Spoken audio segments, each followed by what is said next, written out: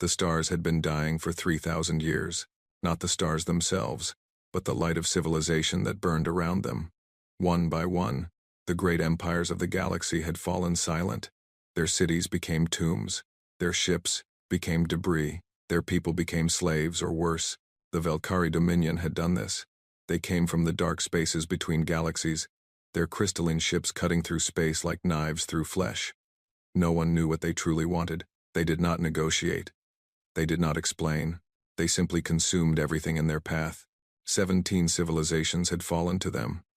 The proud Thessan Empire, which had ruled 10,000 worlds, lasted only 40 years against the Velkari advance. The ancient Mindari, whose psychic abilities let them speak across the stars, were scattered to hidden worlds in a single century. The machine intelligences of the Crucible Network, beings of pure thought and energy, were somehow destroyed completely. No one knew how. Now only fragments remained. The survivors called themselves the Galactic Compact. They hid in the spaces the Velkari had not yet reached. They watched. They waited. They hoped for a miracle. Ambassador Thessan of the Mindari stood on the bridge of her small diplomatic vessel and looked at the yellow star ahead. Sol, the humans called it. A young star in an unremarkable corner of the Orion Arm. Around it orbited 8 planets, and on the third one lived the newest spacefaring species in the galaxy, humanity. Thessan had studied what little information existed about them.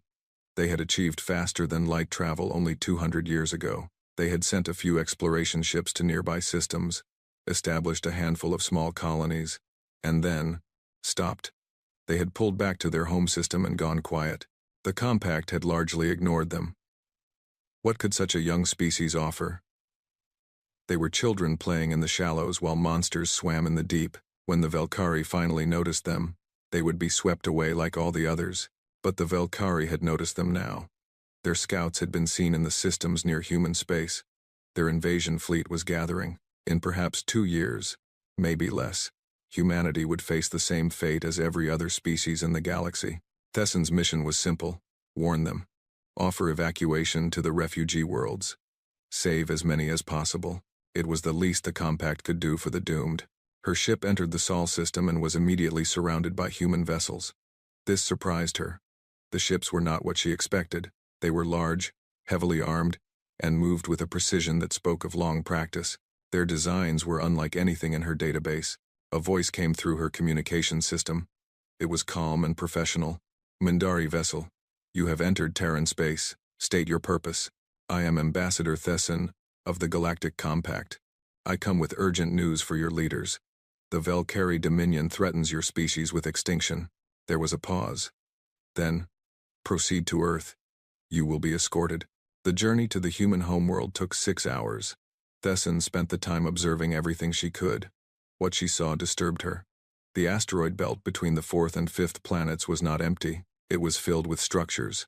Massive structures, shipyards, weapons platforms, and facilities she could not identify. The moons of the giant planets were the same. Industry on a scale she had never seen. What had the humans been doing for 200 years? She landed on Earth in a city called Geneva. The humans who greeted her were polite but reserved. They wore simple uniforms in dark colors. Their faces showed nothing.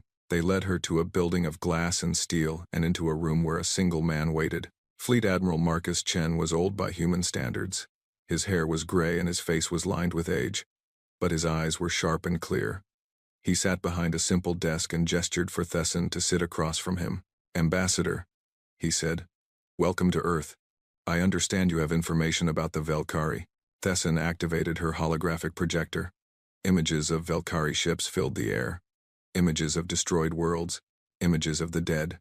The Velkari have conquered or destroyed every major civilization in this galaxy, she said. Their technology is beyond anything we understand. Their numbers are endless. They feel no mercy and accept no surrender. In 18 months, perhaps less, they will come for your species. She showed him everything. The fall of the Thessan Empire. The scattering of her own people. The silence where the Crucible Network once existed. 3,000 years of death and despair. Admiral Chen watched without expression. He asked occasional questions. His voice never changed. When Thessan finished, she made her offer. The Galactic Compact maintains hidden refuge worlds. We can evacuate perhaps 200 million of your people. It is not much, but it will preserve your species.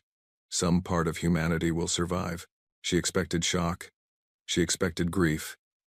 She expected desperate questions about how to fight or where to hide. Admiral Chen simply nodded. Thank you for the warning, Ambassador. And thank you for the offer of evacuation. He stood and walked to the window, looking out at the city beyond. But we will have to decline. Thesson felt her heart stop. Admiral, you do not understand. The Velkari cannot be defeated. Every species that has tried has been destroyed. Your only hope is to run and hide. Chen turned back to her. For the first time, something like emotion crossed his face. It was not fear. It was not despair. It was anticipation. Ambassador Thesson, he said quietly, we have been watching the stars for a very long time. We saw what was out there. We saw the Velkari coming. Not this year, not this decade, but eventually. We knew first contact would not be friendly. He pressed a button on his desk. The windows darkened, and holographic displays filled the room. Ships, weapons, technology that made Thesson's mind hurt to look at. For 200 years, we have prepared. We did not explore the galaxy because we were building something else, something for this exact moment. He looked at her with those calm, sharp eyes. We have been waiting for something like this. Thesson stared at the displays around her. Her mind could not process what she was seeing. The scale, the power, the sheer impossibility of it. What are you? She whispered. Admiral Chen smiled. It was not a comforting smile. We are humanity, Ambassador, and we would like to introduce ourselves to the galaxy properly. Ambassador Thesson had seen many wonders in her long life. She had walked the crystal towers of the Thesson homeworld before they fell. She had communed with the great minds of the Crucible Network before they went silent. She had witnessed technologies that bent the laws of physics like soft metal. None of it prepared her for what the humans showed her. Admiral Chen led her to a shuttle on the roof of the building. It was a small craft, sleek and dark, with no visible engines or weapons. When she stepped inside, she felt nothing. No vibration, no sense of movement, but when she looked out the window, Earth was already shrinking behind them. How fast are we moving? She asked. About 12% of light speed, Chen replied casually. We will reach the fleet in approximately 4 hours. Thesson did the mathematics in her head. That was impossible. No ship this small could accelerate that quickly without killing everyone inside. The inertial forces alone should have crushed them to paste. Your inertial dampeners are remarkable, she said carefully. Chen shook his head. We do not use inertial dampeners. We move the space around the ship instead of moving the ship through space. There is no acceleration from our perspective. Thesson felt cold. That kind of technology was theoretical at best. The Thesson Empire had spent 1,000 years trying to develop it and failed. The humans had apparently succeeded in 2 centuries. What else had they done? The shuttle passed the orbit of Mars and continued outward. Thesson watched the asteroid belt approach on the displays. From a distance, it looked normal. Rocks and dust and empty space. But as they got closer, the truth became clear. The asteroids were gone. In their place was a ring of construction that circled the entire sun. Shipyards stretched for thousands of kilometers. Factory complexes processed raw materials on a scale that defied imagination. And everywhere, there were ships. Thousands of ships. Tens of thousands of ships. Warships of every size. From small attack craft to massive vessels that dwarfed anything Thesson had ever seen. This is the Terran Combined Fleet, Admiral Chen said. Or rather, this is one part of it. There are similar facilities around Jupiter, Saturn, and in other locations I cannot disclose. Thesson could not speak. She could only stare. The shuttle docked with the largest ship in the formation. The HSS Prometheus, Chen called it. The flagship of the human fleet. It was 5 kilometers long, shaped like a elongated diamond, and it hurt to look at. Not because it was ugly, but because her eyes could not quite focus on it. The ship seemed to exist in more than 3 dimensions. What is wrong with my vision? She asked as they walked through the corridors. Nothing is wrong, Chen assured her. The Prometheus exists partially in folded space. Your mind is trying to see all of it at once. The sensation will pass. They entered the bridge. It was not what Thesson expected. There were no screens, no control panels, no crew sitting at stations. Instead, There was an empty room with a single chair in the center. Admiral Chen sat in the chair and closed his eyes. Suddenly, the room came alive. Holographic displays appeared everywhere. Data streamed through the air in patterns too fast for Thesson to follow. And she realized that Chen was not just sitting in the chair, he was connected to it. Thin lines of light ran from his temples to the headrest. Neural interface, Chen explained, his eyes still closed. Every crew member on this ship is connected to its systems directly. We think commands rather than speak them. Our reaction time is measured in nanoseconds. He opened his eyes and looked at her. Would you like to see what we can do? Thesson nodded, not trusting herself to speak. Chen thought a command. The displays changed, showing a region of empty space near the edge of the solar system. Then, without warning, the Prometheus was there. No sense of movement, no transition. They were simply in a different place, instantly. Dimensional shift, Chen said. We can move anywhere within range without crossing the space between. Our enemies cannot track us because we are never actually traveling. He thought another command. A weapon fired from the ship. Thesson could not see what kind of weapon it was, but she saw the result. A small asteroid, perhaps a kilometer across, simply ceased to exist. Not exploded, not shattered. It was there, and then it was not. Quantum dissolution, Chen explained. We can erase the bonds that hold matter together. It works on anything, ships, stations, planets, if necessary. Thesson felt sick. How is this possible? Your species is only 200 years old in space. How could you develop such technology? Chen stood from the chair and walked to stand beside her. His face was serious. When we first looked at the stars, we dreamed of peaceful exploration. We imagined meeting other species and sharing knowledge. We hoped the universe would be kind. He paused. Then we detected the Velkari. We saw what they did to the civilizations in their path. We realized the universe was not kind. It was hungry. He gestured at the displays around them. So we changed our dreams. We stopped preparing for peace and started preparing for war. Every resource, every mind, every breakthrough we made went into one goal: survival. But the technology, Thesson protested. Even with total focus, this should be impossible. Chen smiled slightly. We had help. About 150 years ago, we found something buried on Mars. An ancient database from a civilization that existed before the Velkari, before most current species. It was damaged, incomplete, but it gave us starting points, theories to test, directions to explore. He looked at her directly. We did not steal our technology, Ambassador. We built it, but we built it faster than we could have alone. Thesson thought about this. An ancient civilization, destroyed long ago, leaving seeds of knowledge for those who came after. It was almost poetic. The Velkari advance fleet will arrive in approximately 6 weeks, Chen said. 800 warships. They will expect easy prey. They will find us waiting. He gestured, and the displays showed the full Terran combined fleet. 4,000 warships arranged in perfect formation. This is not our full strength, Chen admitted. We are holding reserves in case of unexpected developments. But this force should be sufficient for the initial engagement. Thesson stared at the fleet. She thought about the Velkari ships she had seen, the crystalline dreadnoughts that had broken empires, the weapons that cracked planets. You believe you can win, she said softly.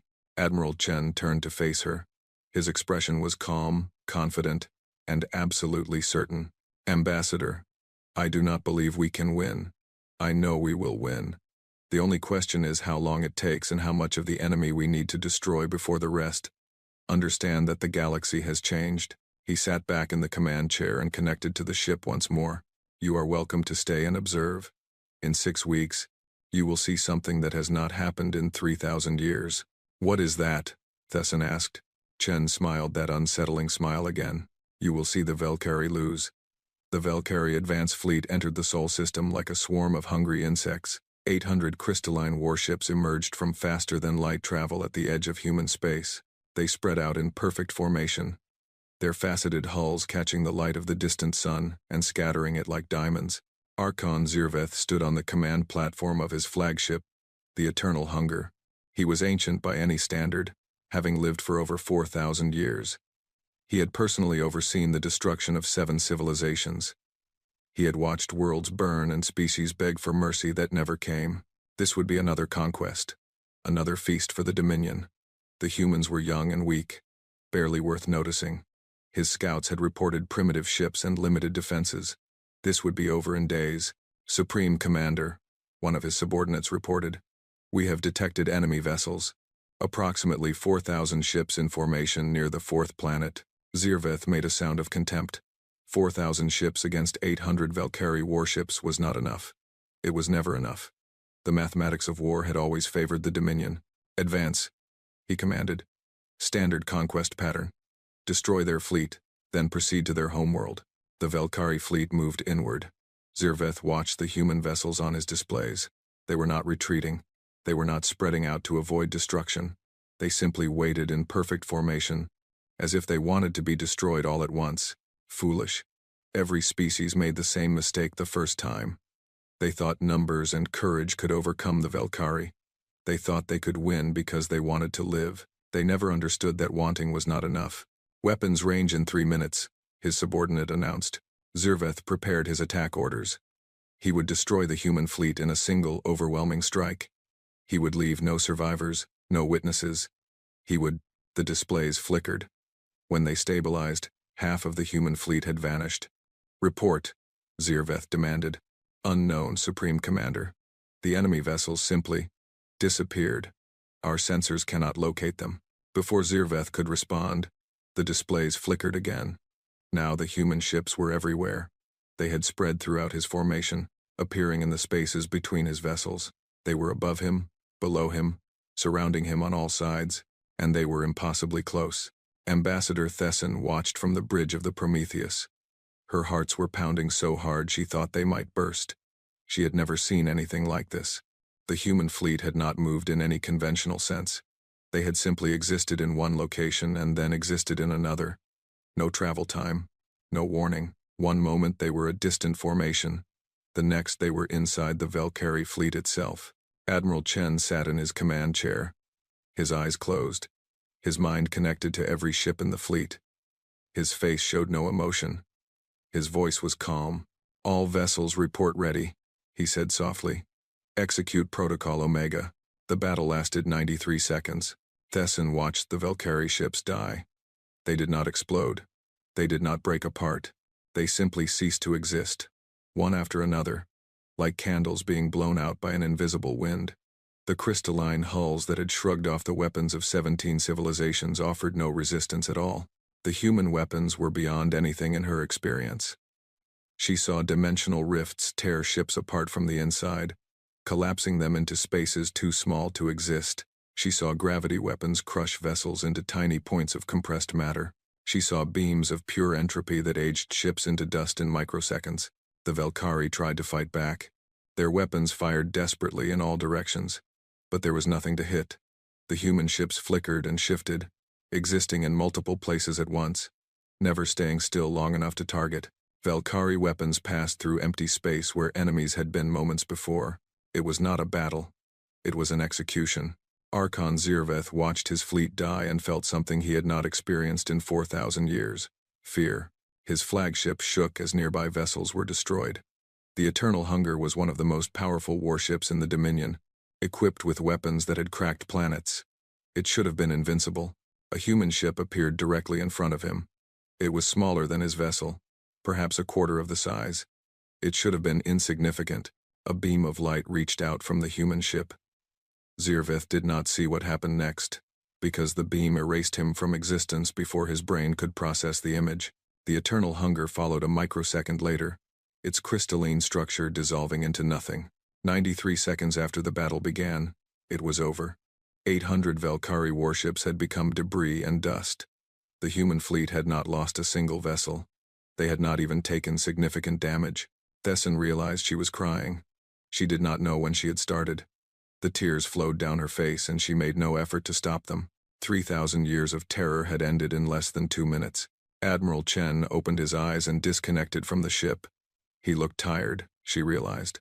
Not physically exhausted, but weary in some deeper way. All targets neutralized, he reported. Fleet status, 100% operational. No casualties. He turned to look at Thesson. His expression was not triumphant. It was sad. "You are witnessing the end of the Velkari Dominion," he said quietly. "They do not know it yet, but their empire died today. What we did here, we can do again. And again. As many times as necessary." Thesson wiped her eyes. "They will send more ships, their full fleet, everything they have." Chen nodded. "We are counting on it. We need them to commit everything to attacking us. When they do, we will destroy them completely. One battle, one moment, and then it will be over." "How can you be so certain?"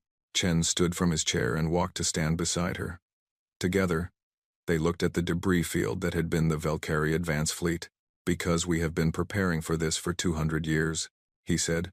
"Every ship, every weapon, every strategy, all of it designed for one purpose: to end threats to our species permanently.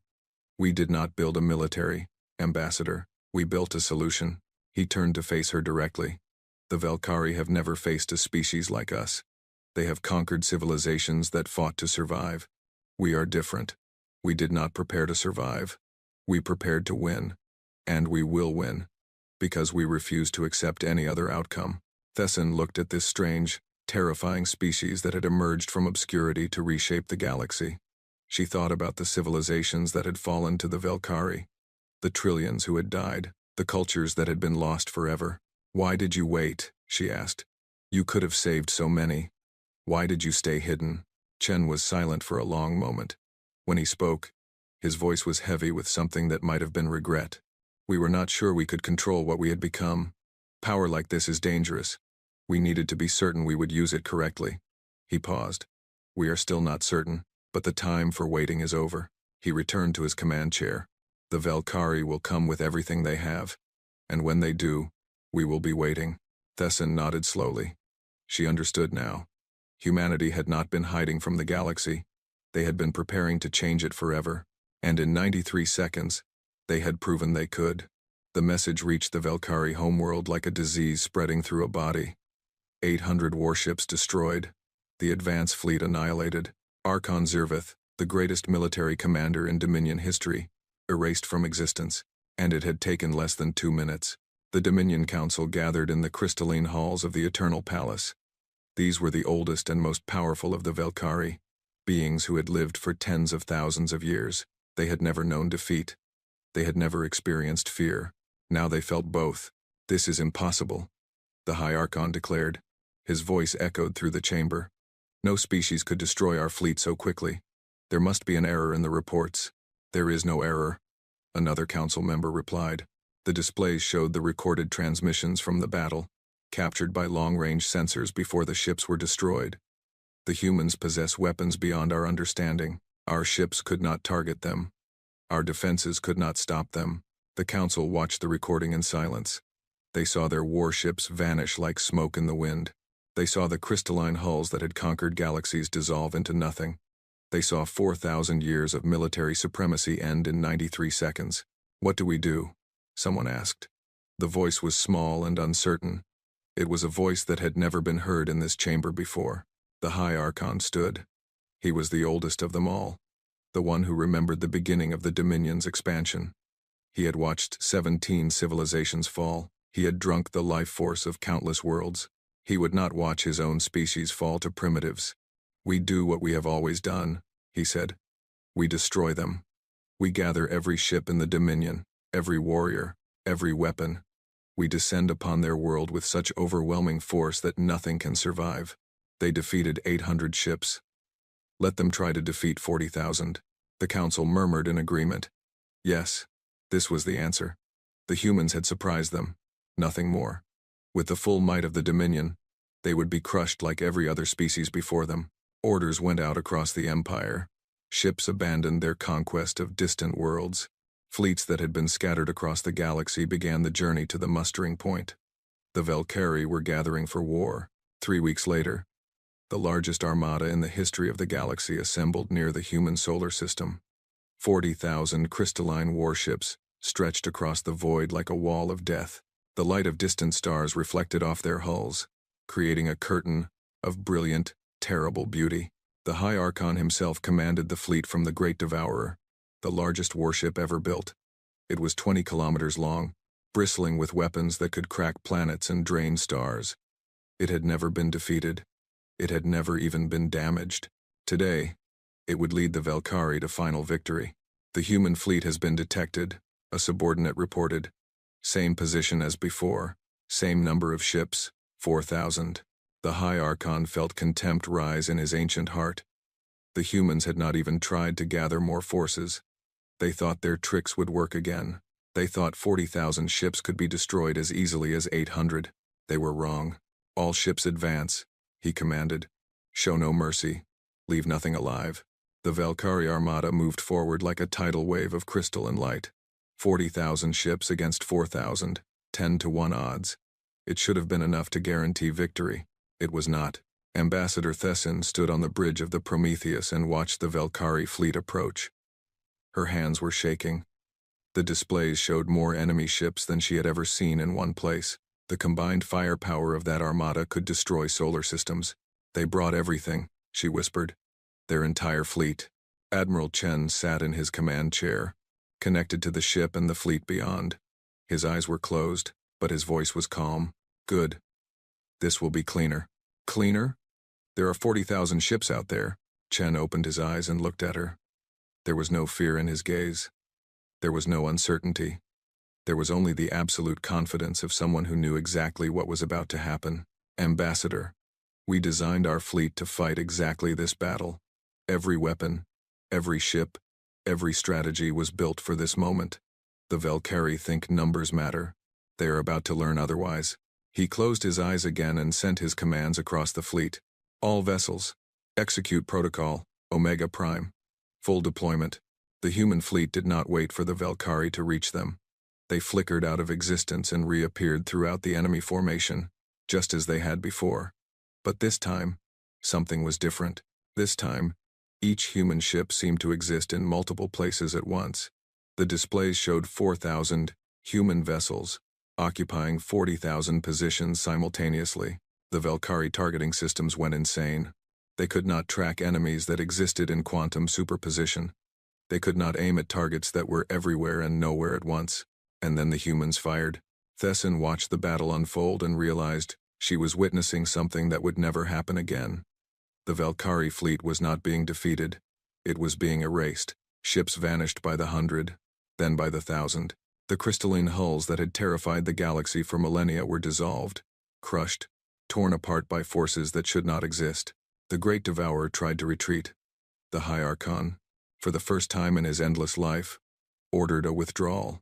But there was nowhere to go. Human ships surrounded him on all sides, flickering in and out of reality, their weapons reaching across dimensions to find him wherever he fled. A beam of light touched the Great Devourer. The most powerful warship ever built was transported directly into the heart of the nearest star. It ceased to exist before the High Archon could even understand what was happening. 4 minutes and 17 seconds after the battle began, it was over. 40,000 Valkyrie warships had been reduced to nothing. Not debris, not wreckage, nothing. The quantum dissolution weapons left no trace of what they destroyed. The human fleet floated in empty space where the greatest armada in history had been moments before. 7 ships had taken damage. None had been destroyed. Human casualties, numbered in the dozens. Chen disconnected from the ship and stood. He looked exhausted, but there was a weight lifted from his shoulders, a burden he had carried for 200 years. "It is done," he said quietly. "The Valkyrie military no longer exists." Thessin stared at the empty space on the displays. 40,000 ships, gone in 4 minutes. The empire that had terrorized the galaxy for 3,000 years had been broken in a single afternoon. "What happens now?" she asked. Chen walked to stand beside her. He looked out at the stars, at the empty space where an empire had died. "Now we finish it. The Valkyrie homeworld, their colonies, their infrastructure. We will give them one chance to surrender unconditionally. If they refuse, we will remove them from the galaxy entirely." His voice was not cruel. It was not triumphant. It was simply stating a fact, like describing the weather or the time of day. "And if they surrender?" Thessin asked. "Then they will live. As a small species on a few restricted worlds, they will never threaten anyone again." He paused. "We are not monsters, Ambassador. We do not enjoy killing. But we will not allow a threat to our species to survive. That is not negotiable. Thesson nodded slowly. She understood. Humanity had not become the most powerful force in the galaxy by being merciful to their enemies. They had done it by being absolutely, terrifyingly efficient. The Galactic Compact will want to know, she said. The surviving species. They have been hiding for so long. They need to know it is safe. Chen smiled. It was a gentle smile, tired but genuine. Send them a message, Ambassador. Tell them the Velkari Dominion no longer exists. Tell them they can come home. He looked out at the stars one last time. Tell them humanity stands watch. The message traveled across the galaxy at the speed of light, and faster. It reached hidden worlds and secret refuges. It found survivors huddled in the darkness, waiting for death that never came. It carried news that no one had dared to hope for. The Velkari Dominion no longer exists. You may return home. Ambassador Thesson sent the message herself, broadcasting on every frequency the Galactic Compact used. She added her own words, her own witness to what she had seen. She told them about the human fleet, about the battles that lasted minutes, about the absolute destruction of an empire that had ruled through terror for 3,000 years. She told them the galaxy was free. The responses came slowly at first, then faster. The scattered Mindari reached out with their telepathic voices, crying with joy across the void. The Thessan survivors emerged from their hiding places, unable to believe what they were hearing. Species that had given up all hope began to dream again. Thesson stood on a balcony in Geneva, watching the human city below. It was a beautiful place, she had learned. Humans built beautiful things when they were not building weapons. They created art and music and stories. They laughed and loved and dreamed of peaceful futures. It was hard to connect these gentle beings with the force that had erased the Velkari from existence. Admiral Chen found her there. He had changed out of his uniform and wore simple civilian clothes. He looked smaller somehow, less like a weapon and more like a tired old man. The Velkari have surrendered, he said, joining her at the balcony. Unconditional terms. They will be confined to their homeworld and 3 agricultural colonies. Their military is dissolved permanently. They will be monitored to ensure compliance. You let them live, Thesson said. It was not a question. They surrendered. We do not kill those who surrender. Chen looked out at the city. We are not the Velkari. We do not destroy for the pleasure of destruction. We protect our own. And now we will protect others. That is enough. Thesson turned to face him. The question had been burning in her mind since the first battle. Now she finally asked it. You could have saved so many.